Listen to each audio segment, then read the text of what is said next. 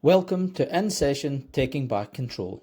This podcast contains discussions on topics related to mental health, which may include sensitive and potentially triggering information regarding violence, abuse, addictions, and other mental health conditions.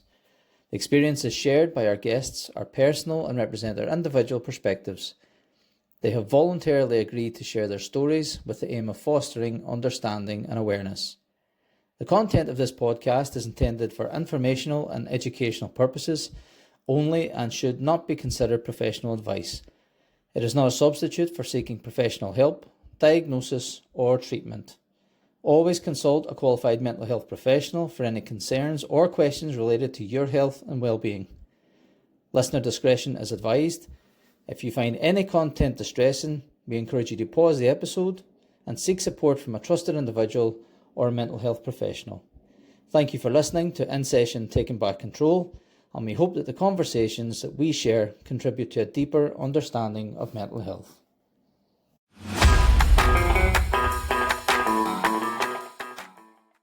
Good morning and welcome to In Session Taking Back Control. This morning I have an amazing guest who I'm delighted to welcome today. So today we've got Caroline Strawson, who is going to be talking about all things narcissism and her experience and her education around narcissism and a lot of the things that she's doing now in the field of narcissism to train other people in understanding that field as well. So Caroline, for anybody who doesn't know you, and I can't imagine there's many that don't, Believe me. Okay.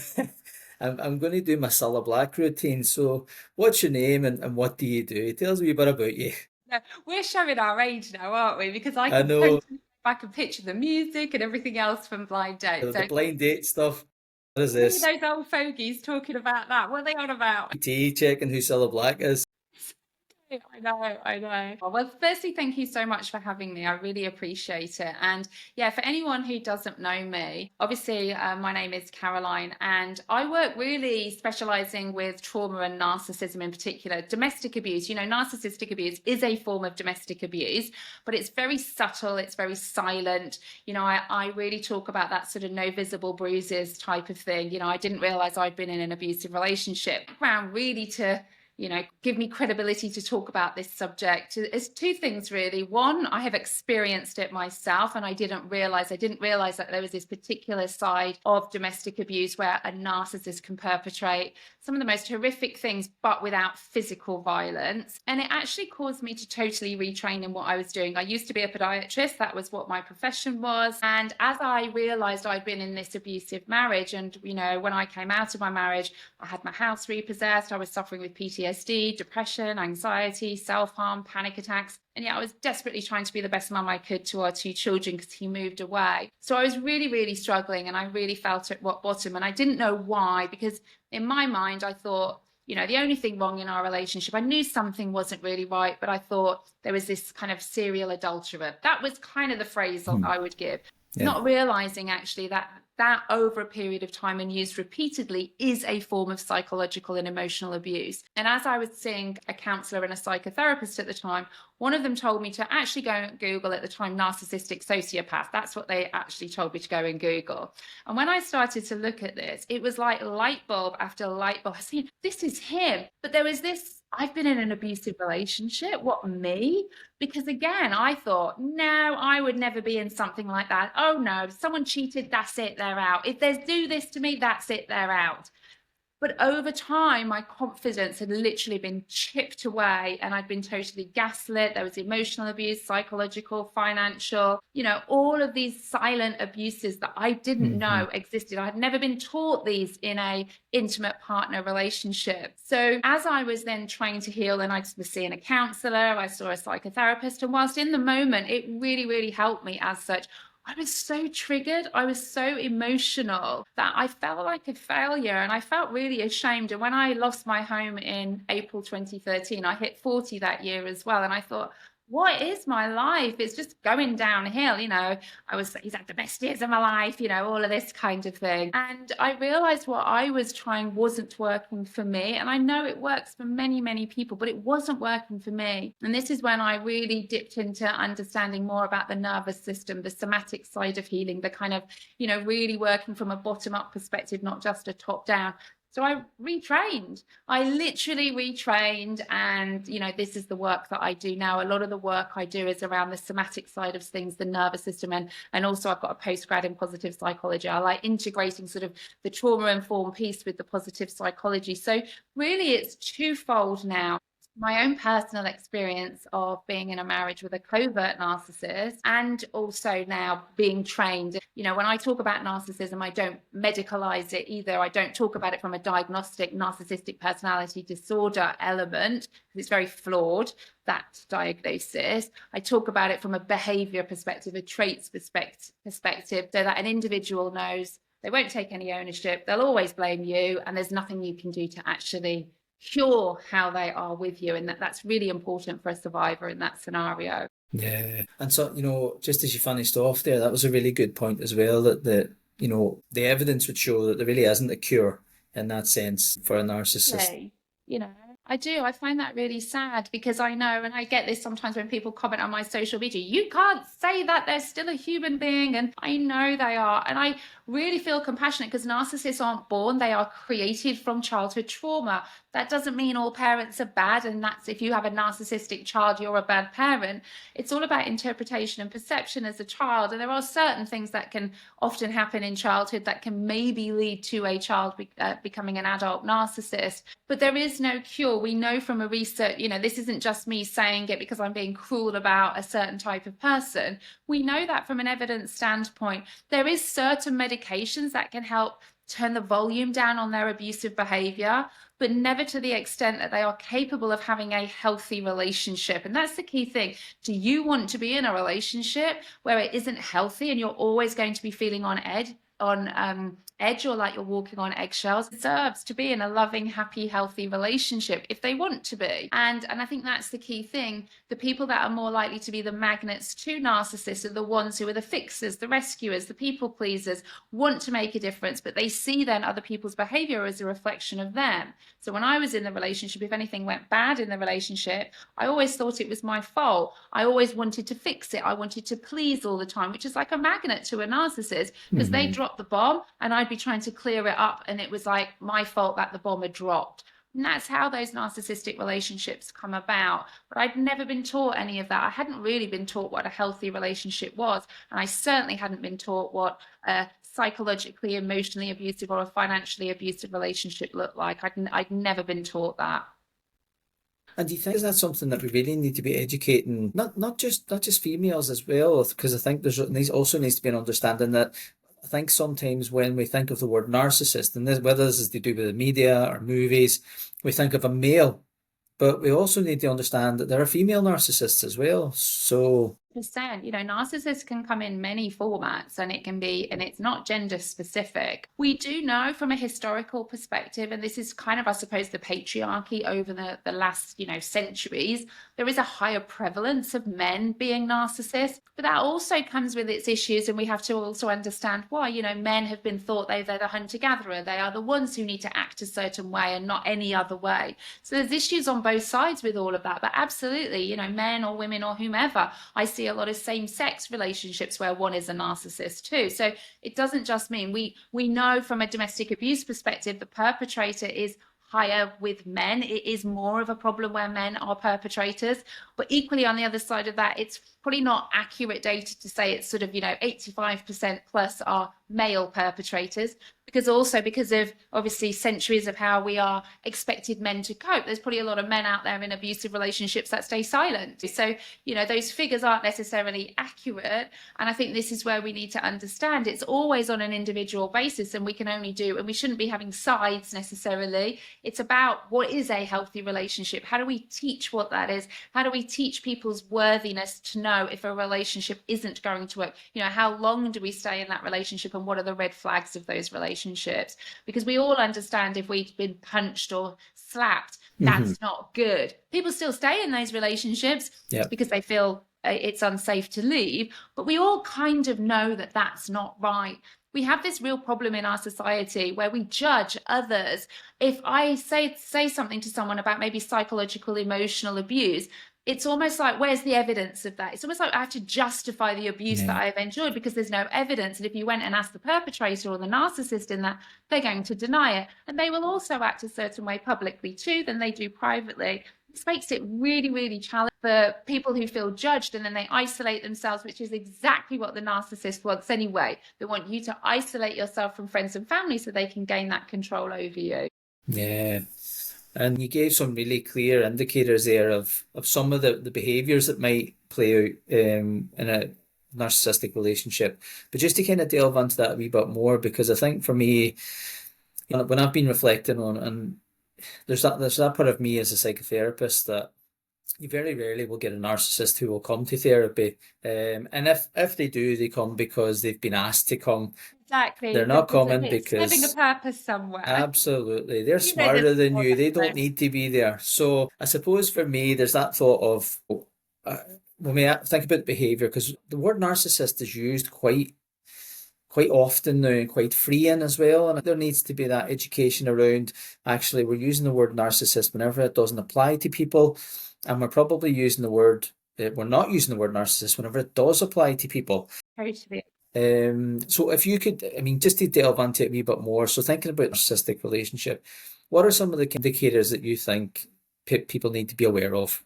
You make a really, really good point that it is a word. And again, when I stepped into this field of working around narcissism, I really resisted it actually, probably for a good year, if I'm honest, because I actually thought, oh, I'm not dipping into it. It's divisive. Yeah. It is a divisive word. It is overused. And do I really want to step into this and kind of be a voice in this field? Because I'm going to be met with resistance and divisiveness from others. But I had so many people coming to me. It got to the point where I thought, okay, if this is the problem, I can either sit back knowing there's a problem and just do whatever I'm doing, or try and be part of the solution of this problem and try and be a voice in this. But a voice that is perhaps different to a lot of other voices out there around narcissism, because I don't talk about narcissistic personality disorder. And just like you said there, it is a diagnosable personality disorder. It's in the DSM, which is the Diagnostic Statistical Manual, which is what mental health professionals use to diagnose. There's 10 personality disorders, of which narcissistic personality disorder is one of them. But like you say, the problem with that is there are only 9 traits listed in that DSM. Yeah. And someone needs to go and see a professional, exhibit 5 or more in the sessions to get a diagnosis. Now, by nature of what a narcissist is, they're never going to rock up and go, oh, yes, that's me. I am a narcissist. Give me a diagnosis as such. It's flawed. So a lot of the ways that I teach and I talk to people about narcissistic abuse is really about behavior traits. We can all be horrible in a situation and say things in the heat of the moment. That is not a narcissist, and therein lies the problem. Someone can say something in the heat of a moment and all of a sudden they're a narcissist, that all of a sudden they're this narcissist. Yeah. Now, what happens when we keep on misusing this word is the person then who isn't with a narcissist but calling them that and getting on with their life looking like everything's okay sends a very clear message to someone who is experiencing narcissistic abuse. What's wrong with me? Yeah. I must be really weak and stupid then. Because if they're with a narcissist and they're dealing with it and getting on with their life, what's wrong with me? And what it does is it further isolates them even more and diminishes their sense of worth even further, which is part of what abuse is. So when we're talking about, what is narcissistic abuse? I believe, my personal belief is all domestic abusers have narcissistic traits, like with coercive control too, because very often there's no lack of ownership. Now, for some of the things for people listening in to think, what is a narcissist then? How do I know if I'm in these types of relationships as such?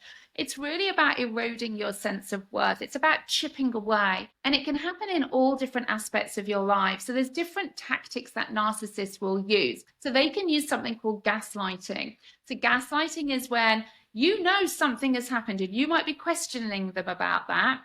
And then they will make it that it didn't happen, or you're making a big fuss over nothing. So you start to doubt your sense of awareness, your sense of knowledge. And it gets to the point where it's like, it must be me. I am the crazy one then. And this certainly happened in my relationship with my marriage. There was a number of really way out things in some respects where I'd be questioning him, and my gut was saying that is not true. Yeah. If you have your husband looking you in the eye, completely denying things and almost turning it back on you, there comes a point where you start to think, maybe he is telling the truth. Maybe it is me. Maybe I am overreacting. Maybe I am so too sensitive. So gaslighting is a really key tactic that narcissists will use. Also things like reactive abuse, where they will poke you and say all of these things to you, so you react, and then they say you are the bad person. The other subtle forms of psychological and emotional abuse, really leaving you doubting your sense of worth. Even things like cheating. Yes, someone can cheat in a relationship, but if someone is using cheating as a manipulation tool over and over again, over a period of time, and these are the key things, we could all cheat, but this is where it's a tool over a period of time, where there's no ownership, there's no responsibility, and it's almost your fault that they are doing those behaviors. These are all signs of narcissistic abuse too. So it's really, for me, whenever I work with a client around this, we actually don't spend a huge amount of time on the narcissist piece. But that is a really important piece for them to understand what a narcissist is and what they've experienced, to know that this is not your fault. You've done nothing wrong in all of this. This is a real subtle, silent chipping away type of abuse, leaving you questioning yourself, leaving you feeling a real lack of who you are at the core of who you are. You've completely lost yourself. You feel completely broken because you're not listened to. There are all of these changes, and they will not change or ever take responsibility. Once my clients and my community understand this, then we can start to focus on your healing. But so often, so many people stay stuck here because they're trying to find this epiphany moment of what to do or say to get them to change. They will not change. So it's important for us to understand what you've experienced is narcissistic abuse, so that you know, no matter how much you keep going back, no matter how kind you are, no matter how you try and make things work, it never, ever will. So at that moment of acceptance, we can then start to focus on your healing. So it's really vitally important as a part of the process to understand what you've experienced, but equally then we focus on your healing with that. The word almost becomes irrelevant at that point. Then it becomes about the trauma you are holding on to, and trauma is about what happens inside of you as a result of what's happened. So you know, when I experienced narcissistic abuse, I just felt really useless, not good enough, not important. That was my trauma. You can't change the abuser. You know, I could never change him. He will always be a covert narcissist. But the power in healing from trauma is I could heal why I felt the way I did about him, how I felt the way about him. That was my stuff. You know, for me, the trauma wasn't narcissistic abuse. The trauma was my reflection of the narcissistic abuse was I wasn't good enough. That bit we can work on, that bit we can heal. That doesn't have to be a life sentence. That's why I talk a lot about narcissistic abuse and narcissistic trauma. We hold on to the trauma. They are the narcissistic abuser. Right. I mean, and they're really good points to make, I think, just for listeners to be taking that on board, because we did talk about that there is no ability really to change narcissists, and nor should we, because they are who they are. You know, it's that part, but it's how we hold that. It's looking at us as in the person behind the behavior and not the behavior itself. So what is the trauma that's within? And you talked about that beginning the healing. So I'm really interested to know what is your process for, so you know, like you said, you don't spend a lot of time on narcissism as such, but just get that kind of understanding. So what is your healing process? So when someone works with you, what does that look like? Yeah, so there's a lot of different modalities that I will bring together to work with my clients. So, and a huge part of that one initially is what's called internal family systems. So this is an evidence-based parts therapeutic model. I mean, I know it sounds a bit corny, but it really did change my life. Like before I trained in it, and I've done all 3 levels of training now in it. And how internal family systems work is it's like we all have this internal family system, and you all know this. We all have these sub-personalities parts within us. We know that from a psychology perspective. But IFS really gives us a framework to work with that. And IFS works on the premise that we all have a sense of self, and you could call that the core self, the true self, you know, whatever we want to call that. And they have traits of things like curiosity, compassion, confidence, really where we all ideally want to be living our life in self-leadership, you know, stepping into that self-energy. However, as we're experiencing things as a child, everything's always down to interpretation and perception. And as children, when we're experiencing events or people's behaviors, we need a reason for that. And that reason usually for us as children, if we don't have a repair of that, is we think it's because of us. So if my parents are getting a divorce, I'm unlovable. If I'm being neglected, I'm not good enough. We always start to create these core wounds inside of us and like beliefs about ourselves, which are really where our operating system comes from growing up. And in internal family systems, we call that an exile. It's kind of like the deep emotional pain that becomes the pain we don't want to feel. You know, just like if we were being chased by a tiger, it's where we would go into a trauma survival response in our body to move away from the danger. That core emotional pain of saying not feeling good enough becomes our version of danger. And as human beings, we're driven by survival to move away from pain. So we want to move away from that core emotional pain of saying not feeling good enough. And in IFS, then we have what are called protector parts that come up. And these are split into manager parts or firefighters. And these manager parts are parts of us that are working really hard in our inner system to distract, soothe, and minimize us feeling this core emotional wound. So some examples of manager protector parts might be people pleasing, procrastination, the inner critic, these types of parts of us that are going to show up every day. Because if I please everybody, they're all going to be nice to me and it's not going to rip the scab off my core wound. Yeah. So we have these protector parts, but often sometimes maybe they're not doing enough to not feel that wound. So we have these firefighter parts that can come in. Now, these parts can be things like dissociation, so numbing out. It could be anger, eating disorders, addictions, pain. And these are really powerful, destructive parts of us that we might see when we look externally, but actually they're parts of us working really, really hard to distract us away from what our inner system believes to be too painful to feel. Yes, they can also be painful, but for our system, they still feel less painful than the core wound of, say, a 5-year-old child feeling not good enough. So when I initially start working with somebody, we parts map them. So we look at, for them, how much of their life are they living in self-energy? What parts of them are showing up? Because so many times, a lot of my clients will feel a lot of shame around a lot of the parts that are showing up for them.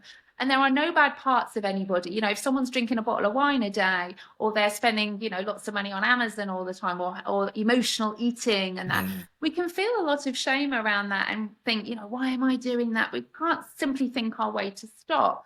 So really it is initially really helping my clients see their inner system, how it works. And that light bulb for them when they're like, you mean it's not my fault? It's like, no, this has come from your interpretation from experiences as a childhood that's created this core wound for you, which actually has made you this magnet to a narcissist as well. Yeah. Now, these protector parts will not go away until they feel safe enough to step aside so that you can go back to living in self. And so this is then when other modalities I'm trained in, and these are the somatic ones like somatic experiencing or EMDR or brain spotting, where what we're doing then is we're really trying to have a completion of survival responses. So we're going back and working with that younger child, maybe the 5-year-old, the 6-year-old, and we're really giving that wounded younger child everything that it should have had or should have been said or wasn't said. We're giving them a corrective experience. We're disconfirming what they interpreted in that moment. So whilst we can never change events that have happened in the past,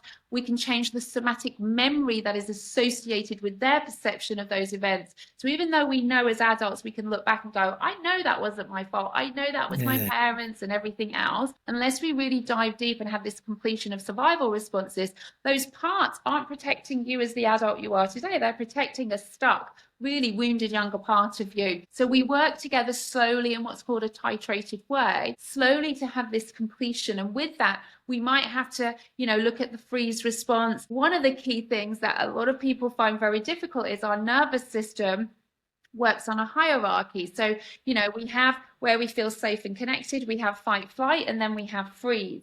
We can't go from a freeze response back to feeling safe and connected. We have to pass through the fight and flight. And this is where many people struggle, because if you're in a freeze response, it can look very functional. And it can look like, well, you're still getting on living your life. It's more socially acceptable for somebody to be in a freeze response because, you know, they're very frozen, they're being shut down. But if someone's in a fight flight response where there's more mobilized energy, they might be angry, irritated, all of this, it's a more overtly noticeable survival response. We then start to judge people. We then think, well, they're out of control. What's wrong with them? Mm-hmm. We start to judge. And in our society, what we do is if we're in freeze, and a natural part of the healing process is to start to feel more energy in our body. This is a good sign. When we start to feel anger, this is good because your nervous system is feeling safe enough to feel. The problem being is we're not taught globally really how to express healthy anger in an appropriate way. We think if we're feeling this, we're going to go and punch someone, we're going to shout at them, we're going to go and rip their head off. But actually, when we actually just bring it down to physiology, okay, I've got a lot of cortisol in my body. I'm feeling really activated right now. We need to have a completion of that body impulse. We need to have that completion so the body can almost go, oh, and exhale and then move into that feeling of sense of safety, the groundedness, that social engagement system. But what happens for many is we start to feel this way in fight flight and then we suppress it back down. And then we wonder why we're living in a society where chronic illnesses are through the roof. Yeah. You know, there's a lot of research that 80% of autoimmune disorders are in female people pleasers because we are suppressing our emotions. We're in this functional freeze response. And as we naturally might start to heal and shift into a fight flight response, we think, oh, what will people think of me? They'll think I'm a bad person. They will judge me and everything. So we shove that fight flight response down and we shift back into freeze. The problem being with that is we've still got all that cortisol in our body leading to inflammation, and our body is in a permanent survival mode. And when we're in a permanent survival mode, our body isn't bothered about systems of digestion and immune systems. We're just in survival. We're kind of still functioning from a body perspective, but we're not in balance. So we need to healthily discharge these survival responses. We need to have a completion so that these parts are like, you're not 5 or 7 anymore. You're not. Okay, you have different experience now. I don't need to keep showing up to protect this child because you're an adult. I can step back because you can now do that too. So this is a process that we go through where we're really looking at, we can do this from an events perspective where specific events have happened to people, where we're really time stamping these into the past and stopping them still being so activatory in the body so somebody can still move forward with that too. It's really transformational work. It's a real pleasure to do the work that I'm doing because we're not erasing the past. We're changing the somatic memory associated with the past so people can move forward and be more productive. And again, this is where the positive psychology comes in, you know, really stepping into that post-traumatic growth as well. I mean, it sounds so interesting. I'm sitting here kind of just hypnotized by some of the work that you're talking about because it sounds so integrative and quite unique as well, because often what happens is, you know, it's one modality or the other. There's no real understanding of the need for a blend or to integrate some of the modalities that are best fitted to the client that you're working with as well. Absolutely.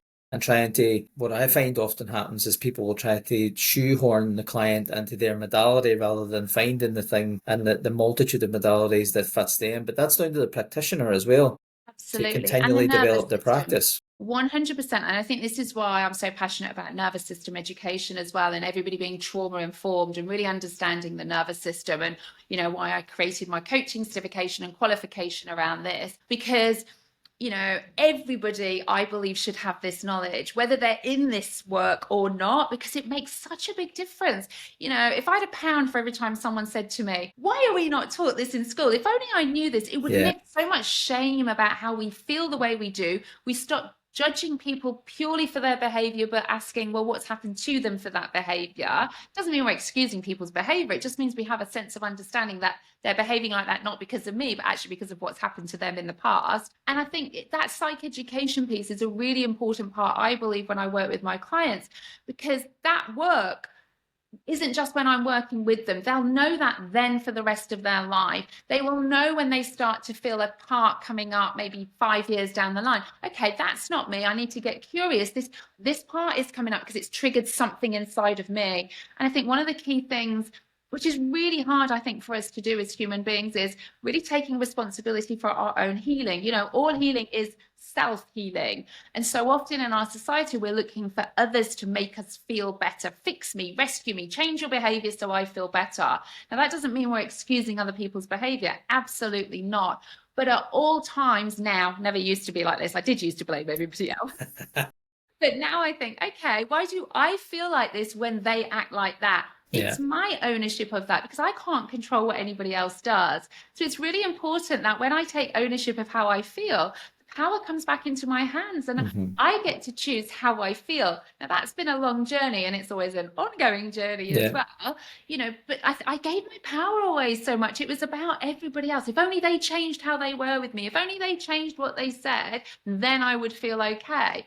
But I'm putting that in hands of other people who've also experienced trauma and had other stuff happen to them. So really, it's so important for us to recognize this. But it can be hard because it's not easy work either. We have to be, you know, we have to do that, and we have to go slowly. You know, when we're working with the nervous system, again, we live in a society where we want really, really fast results now. Yeah. And actually, when we work with the nervous system, it's kind of the opposite. We have to go really slow. We work to the stretch of the nervous system, not the stress. And this is why when I work with a lot of people, they've worked with a multitude of other people who are brilliant at what they do, but they've gone too quick, too fast for that person's nervous system, and it doesn't allow for processing and integration. And that makes perfect sense. Perfect sense. And I think the two things I'm going to pick up, I'm kind of going backwards, but there's a purpose for it. The two things I'm picking up on is, mentioned about earlier about the narcissist becomes the narcissist because of their experience in the past and childhood. Yet but you also said that the person who, I'm sure you used the word magnetized, or you know, they're magnetic to a narcissist because of their behavior or their experience in childhood. And I'm quite interested in this, because it's something I tend to do in this podcast, is usually take our guests back to their younger self. So I suppose, and I'm sure you've done the work and you've processed this. So thinking about your experience and what your attraction was to that person, although you didn't know at the time. So tell me a bit about kind of wee Caroline, like, you know, what happened for her in her life.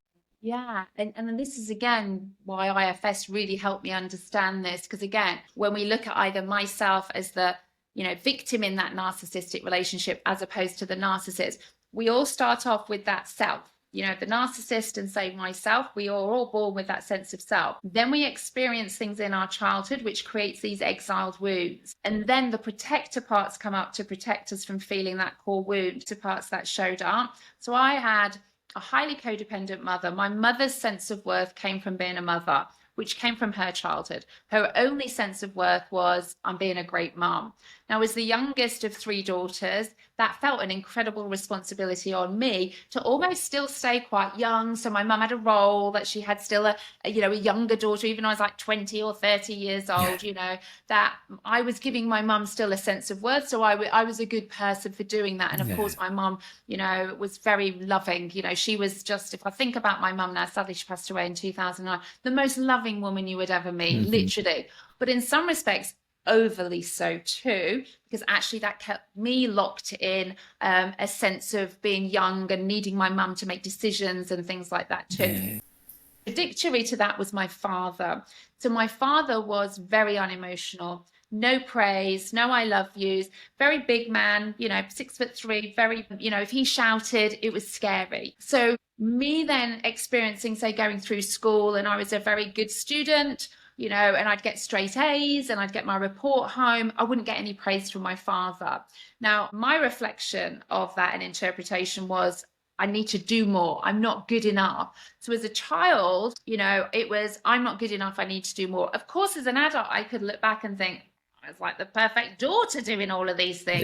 You know, it's my dad was incapable of praising me. But of course, I don't have that cognition as a child to recognize that.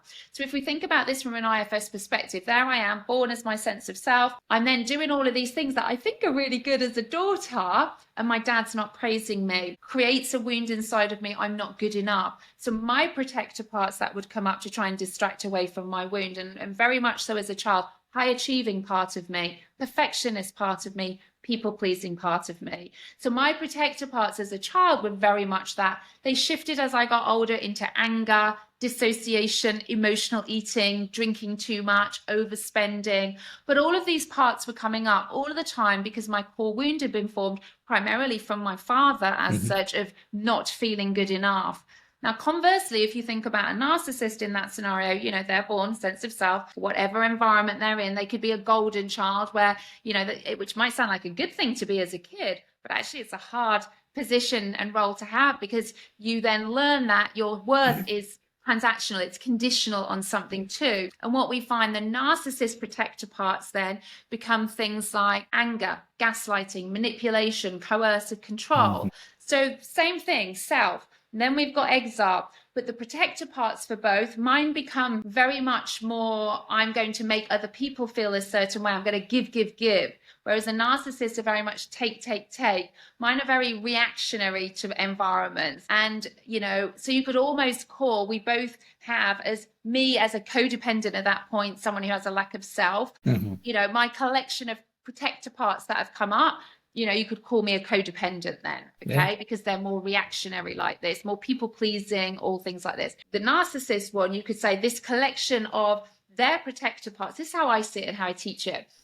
Their protector parts of an individual. So an individual who's born, create a childhood wound, protector parts of things like, you know, control, manipulation, gaslighting. We could label that collection of protector parts a narcissist. Just like if we went and got in a car, we don't call it an engine or a tire or anything else.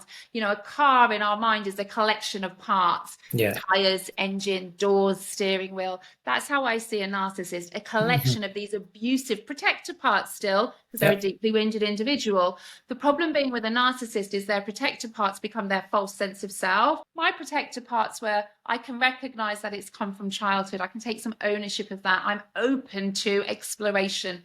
Narcissist isn't open to exploration. So for me, as that like little Caroline, I had a wound really up until I was in my 40s of not feeling good enough, which brought up all of these protector parts that for some of them I felt a lot of shame over as well. But actually I now recognize how amazing was my inner system, desperately trying to not feel like this not good enough 7-year-old little girl, you know, and I had to have a completion of that. I had to go back and not just know, but feel it wasn't my fault, to have a completion of those responses, to know and feel that I was good enough. So I don't change what happened, I change my somatic experience of what happened.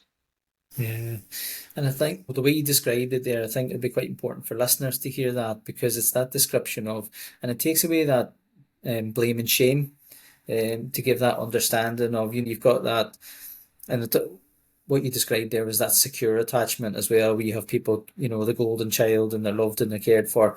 And I think a lot of people think that secure attachment is the best that you can have, but it also has its negatives as well, because if you have someone and you wrap them up in cotton wool and you tell them they're amazing, and you feel, you know, I'm thinking about the narcissist here, and you tell them all these amazing things, and they're, you know, the only child, the golden child, whatever, what you're teaching them is, one, a fear of society, but also a protectiveness and a reactiveness that they need to also counterbalance. So they need that from everybody, you know. absolutely. They need what work environments, you know, politicians, whomever they are, they need to have that sense of grandeur all the time and have people looking up to them, because they have learned that their sense of worth isn't for who they are, it's for what they do or how they look. And that's a hard place to live. It is. And you know, it was interesting you mentioned that a particular job there, because there are jobs, I think, again, you know, probably moving a wee bit away from the relationship narcissism to narcissist as the umbrella. I think there's also a point that to be made that, you know, we also need narcissists in the world. They can make great leaders, sadly. There's certain roles that a narcissist can only fill. Yeah, and I think this is where the balance comes in, isn't it? And you know, it's like the leaders say within my businesses. One of the biggest challenges for me sometimes is when I work with my team is I'm really compassionate to circumstances and things, but I'm also running a business, and it's an ongoing challenge for me all of the time with this. You know, the needs of the business, but they're humans and this, and and you know, I don't want to be the bad guy. I want to be liked and stuff too, but sometimes I have to make hard decisions and choices. I think for narcissists, they don't care what you think. You can think whatever you want. So you know what? They will make decisions. They will go ahead and do all of these things. They won't think twice about any of these things, which can make them more successful sometimes. Are they good leaders? Maybe not necessarily, because they leave like a trail of destruction behind them, so to speak. But they really don't care what people think, because they think if you think a certain way, that's on you. It's your fault. I'm right, you're wrong. Get on with it, kind of thing. So, which can be good sometimes, obviously, if you're moving a business forward or in a workplace environment, but it isn't conducive in the long run in teams and things like this. It's a poison that can start to come in. Yeah. And I think we've learned that over time, certainly. If you think about, the 80s and almost early 90s business model of, an entrepreneur or a business owner, that very cutthroat, pinstripe power. Compared to now, to understanding that, people leadership and the understanding of people will grow your business fourfold more than you being at the forefront. I bought a book last year. I think it was called How Not to Be Liked in Business or something. Because it's one of the biggest things I struggle with. Again, being trauma informed, I can see why people behave and act the way that they do. But equally, I'm also running a business sometimes. So it makes it it's probably one of my biggest challenges in running my business from a team perspective of, I've got to do what's right by the business. And that comes down to leadership skills and communication styles and things like that as well, and setting boundaries and that too. But it's been a real learning curve for me with all of that too, because I was the other way. Aye. Do you think is there a subconscious awareness though of that whenever you're running your business and having to run it a certain way and deliver things a certain way for the business, while delivering the message that you're delivering with a concern that my staff, I'm saying this, but then I'm being like this in the business. So is there a contradiction? I totally get. I mean, I try and be very honest with my team. I like to think there's a lot of psychological safety there. So, if they need anything, the door is always open. But equally, I'm running a business too, and it is getting that balance right. And I'm sure I don't get it right all of the time either. I do my very best, and we have meetings and we have procedures in place. We're very clear on roles, so it can be a challenge with all of that. And again, I always try and do the best that I can. And even if something happens within my business, I always take ownership of it too, because I always think, well, okay, if they behave like this, what did I do to create an environment where they thought that was okay to do that? So I'm always holding a mirror up to myself with things and taking ownership. That doesn't mean all the behavior is right sometimes in the business. And there's also boundaries around that. But even with that, I think, gosh, if they spoke to me like that, or they're saying things like that to me as a team member, what's going on that they feel that that's appropriate to do that? Where's the respect with that? But I look in the mirror and think, what have I done for that? How can I resolve that? It's always comes from the me perspective, because that's where your power lies in all of that too. That doesn't mean sometimes I don't have hard conversations. I think also we've lost the art of having hard conversations, because again, if I have hard conversations, say with my team sometimes, I'm not saying you are a bad person. I'm talking about, the behavior or what should have been done. There's a separation of that. People find that hard to separate because they take it personally and then they get defensive. So I do think, again, we're not taught as children, as young adults and as adults, to have hard conversations without taking things personally too. And that goes down to the person communicating, whatever it is it may be, watching their language style. That's why I like parts work as well. We can talk about those things, and equally for the person receiving it too. So, it's always a learning and ongoing process. And I'm sure I certainly never get it right all of the time. I do my best and I try and learn from those things as well. And I will always try and learn from my team too. Yeah. And you're right, as an entrepreneur, we're only human, and a lot of it you will make mistakes. That's where the learning is. But I think it's that understanding for your team as well, that a mistake is not a judgment. It's right if you've made that mistake. Yeah. I've probably gone the other way, where people have made lots of mistakes and I've still kept them on in the business, where actually I probably shouldn't have kept them on in the business beyond that. So, I've kind of had to learn. I've been too far that way, but it's felt unnatural initially for me to start to move towards, setting up those boundaries, recognizing, maybe they're not my friends necessarily, although, because I was seeing them as that initially in my business at the start, and that doesn't mean I've not got great relationships with them, but I was seeing them as friends. But equally to them, I was still their boss, and there's of course going to be some kind of hierarchy and all of that. And however much I wouldn't want the hierarchy to be there, I'm still the one paying their wages and stuff too. So I think that was probably at the start of my business naivety and stuff like that too. And I've had to learn that and find my way of stepping into leadership within my business and to navigate all of that. And I think, again, what I teach on the qualification part of my certifications, because it's with strategic leadership and management, so it's very much workplace based, we can all lead from a place of anger and irritation, frustration. So I talk a lot about self leadership, so going back to those traits of self again, compassion, clarity, confidence.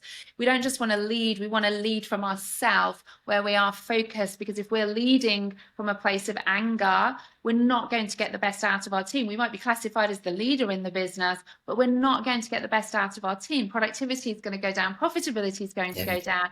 That's why I'm really passionate about people being trauma informed and really recognizing our own nervous system, the nervous system of those we're working with, because we can really start to improve productivity and performance there, which has, a knock-on effect on bottom line of profitability. Then everyone's functioning more effectively at a high performance level.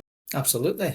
And it's common sense when you speak about it like that. Then there's a necessity for that understanding and learning.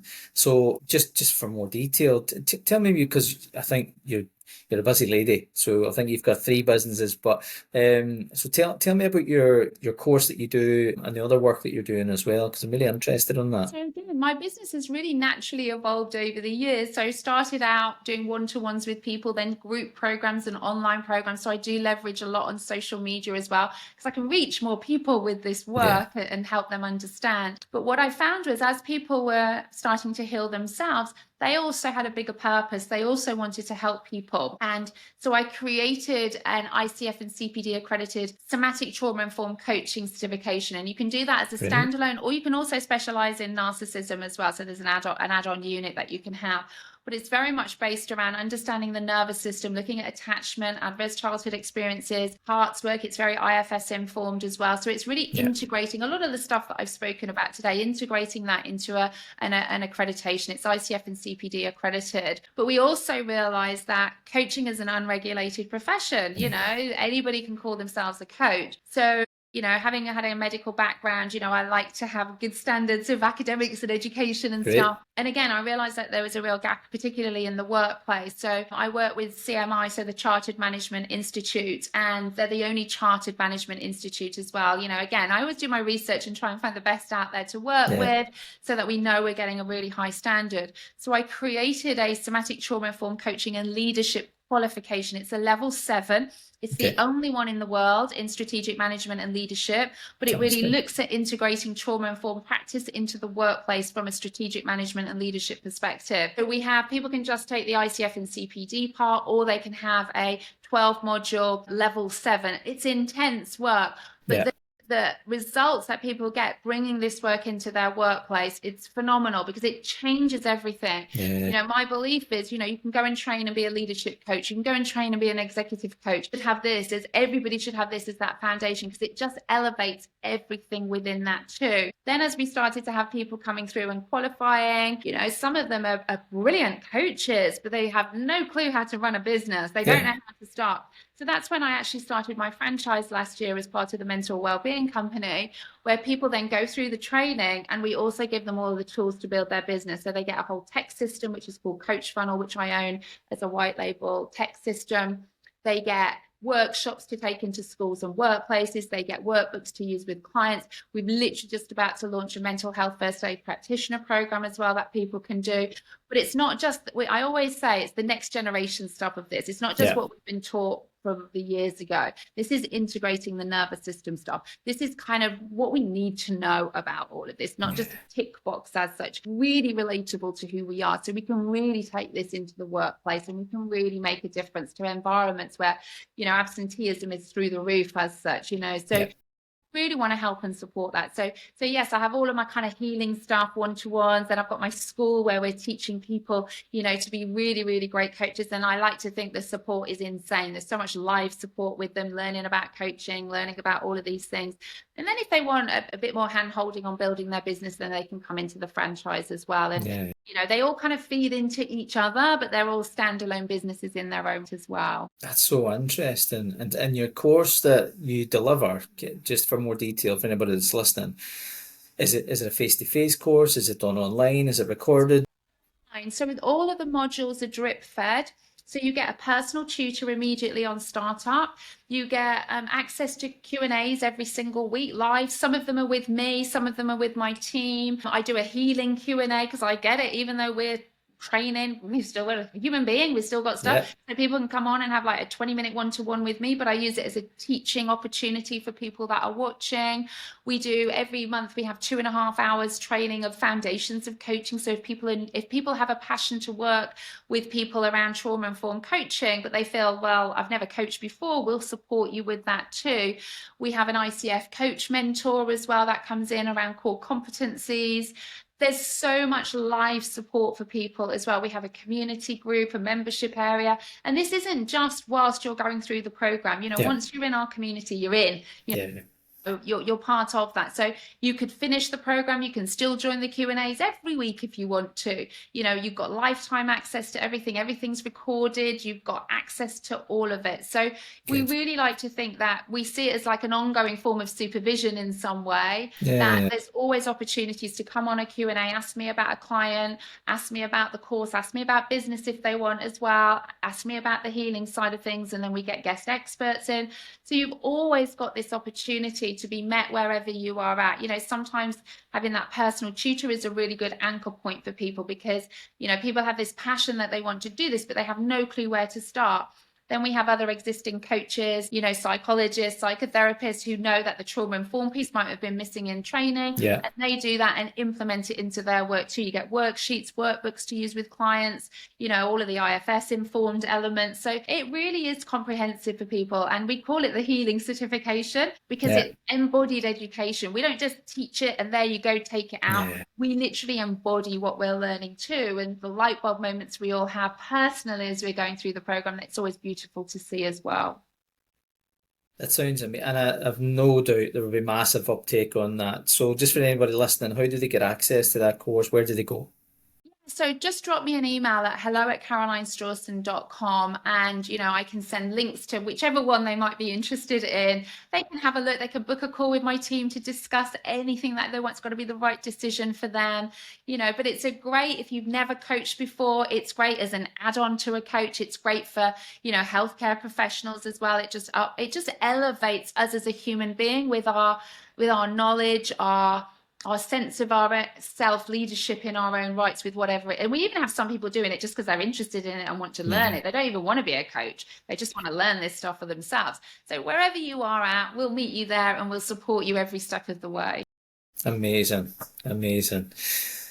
Well, I've just got one thing to finish off on, just a quick question for anybody who what advice would you give to someone who does suspect that they might be in a narcissistic relationship, and how do they get, you know, support, or where should they go? So a couple of things I would say with that, and this would be for any form of abusive relationship. Safety is the number one priority. It's not as easy as me saying, right now, you know, leave. You know, we have to create safe exit strategies in these scenarios. So, you know, this is really recognizing what you're experiencing. Now, I have a podcast as well, which talks a lot about this. I've got my Instagram, all of that. Go and look and read and see if you resonate with those things. And if you do, you can contact your local domestic abuse centres. They will absolutely help and support you more locally in those scenarios, help you create exit strategies. You can email me as well. And I have a free Facebook group you can come and join and be around others that are also experiencing this. And there's advice and there's support. You're not on your own. But really, the number one thing for anybody in any abusive relationship is, you know, to be safe. So if there's immediate danger, obviously it's contacting the police or your local domestic abuse centre. But beyond all of that, you know, there are resources that you can have locally. You can message me, you can, you know, drop me a message and I can signpost you as well. But just know that you're not on your own in any of this and you're not stupid. You know, I was in a marriage for 12 years. We were together for 14. He left me. In the end, it wasn't even me that left. I was that broken as such in my mind that I thought I had to stay together. I was brought up on Disney fairy tales. So you know what? I'll stay in a marriage, even if I know it's not right. I'm not breaking it up. So, lift the shame, reach out. No one's going to judge you, and get that support, because you're not on your own in this. Great advice. Thank you so much. Well, Caroline, listen, it's been a pleasure. Thank you for taking the time to join me in session today. I think a lot of people will get a lot of stuff from the work the work and the stuff you shared today. So very much appreciate it. It's been great. Thanks, Caroline.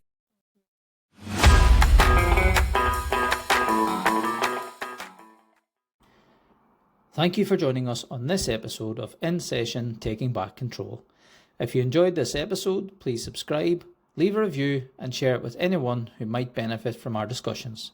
For more resources and support, please visit us at Better You, and don't forget to tune in for another inspiring conversation. Until next time, take care and take back control.